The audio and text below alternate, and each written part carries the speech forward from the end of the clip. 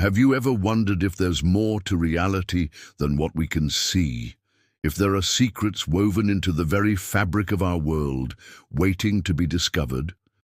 Imagine a man who walked beyond that veil, a man named Enoch. He didn't just believe in another realm, he journeyed into it.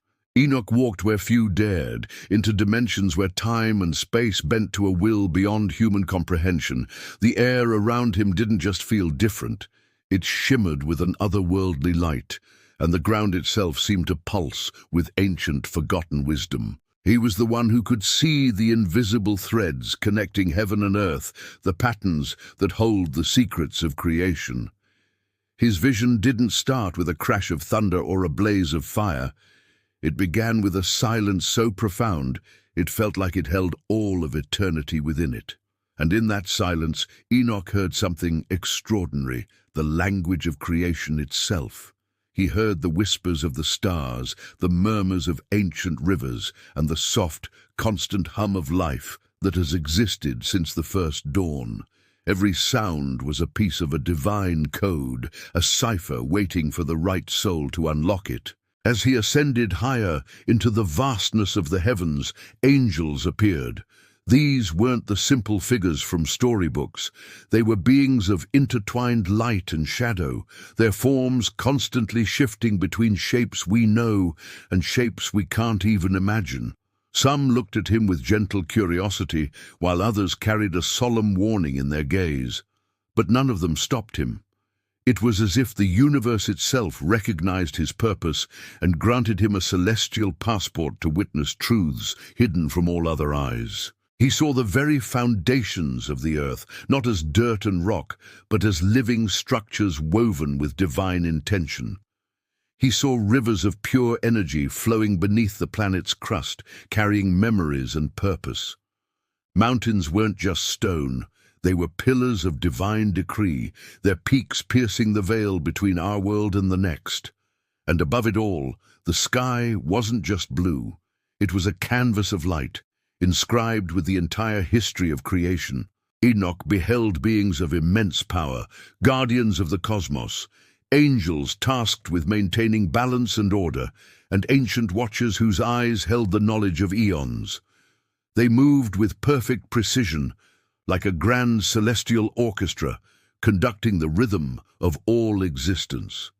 He saw some of these beings weep at the corruption they saw unfolding among humanity, while others sang in harmonies so pure they resonated through the fabric of reality itself. And then a breathtaking revelation took shape.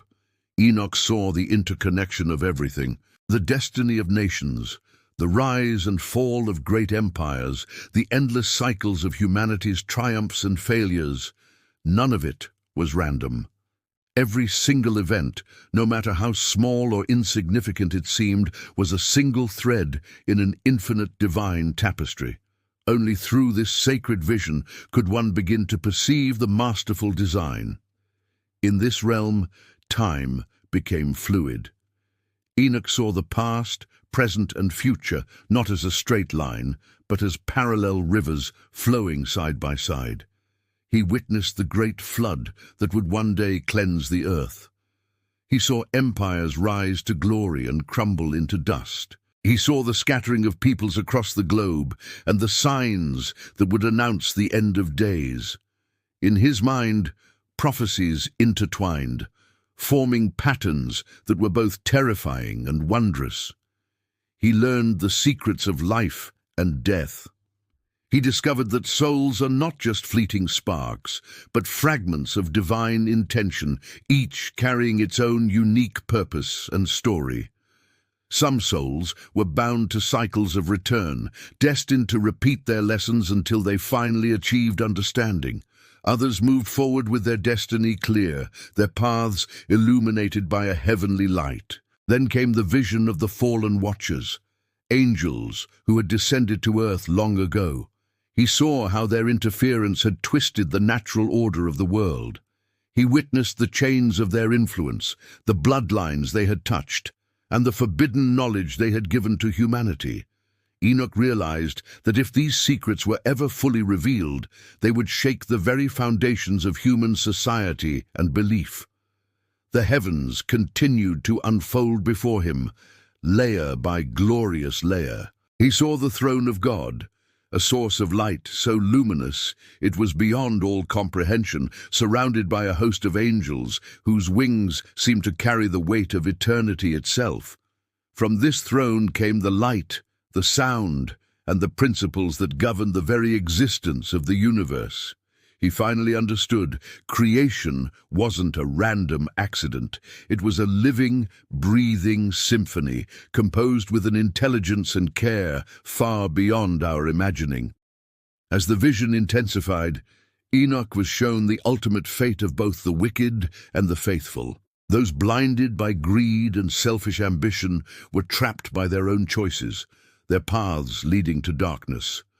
But the faithful, those who sought truth and justice, were guided along hidden paths of protection and enlightenment. Justice, mercy, and judgment were woven together in a perfect divine balance that only the heavens could maintain. He continued to witness events that defied human understanding. Entire cities rose and fell in what felt like moments. Wars ignited and were extinguished like flashes of lightning. He saw that true leaders were not defined by their crowns or their armies, but by the weight and intention of their hearts. Those who governed with righteousness were protected by unseen hands, while tyrants faced consequences that were hidden from the eyes of the world. He saw the spirits of the ancestors wandering between the realms, guiding and warning their descendants. These spirits carried the memories, knowledge, and lessons from a time before the Great Flood. They whispered to those whose hearts were open to the heavens, revealing guidance that could prevent disaster or unlock hidden potential. Enoch felt their presence as both a comfort and a profound responsibility. The fate of humanity, he realized, rested on understanding these timeless truths. Enoch was then shown the coming judgment. It wasn't a single cataclysmic event, but a series of trials designed to awaken, purify, and realign the world with divine will. He saw floods, fires, wars, and plagues, not as mere punishment, but as instruments of revelation. Humanity was being given chances to turn back, to recognize the consequences of its actions, and to align itself with the principles of justice and mercy once more. In the midst of this overwhelming vision, Enoch encountered the tree of life, radiant and eternal. Its roots touched every corner of existence, and its fruit contained wisdom beyond imagination. He understood that this sacred knowledge wasn't just meant to be seen, it was meant to be integrated, lived, and shared. Those who partook of its fruit gained insight not just into future events, but into the moral and spiritual fabric that holds the universe together. He saw the angels who would act as guides during the end times, preparing the faithful for the trials to come. Each angel carried symbols, keys, and knowledge that, when understood, could unlock protection, guidance, and divine insight.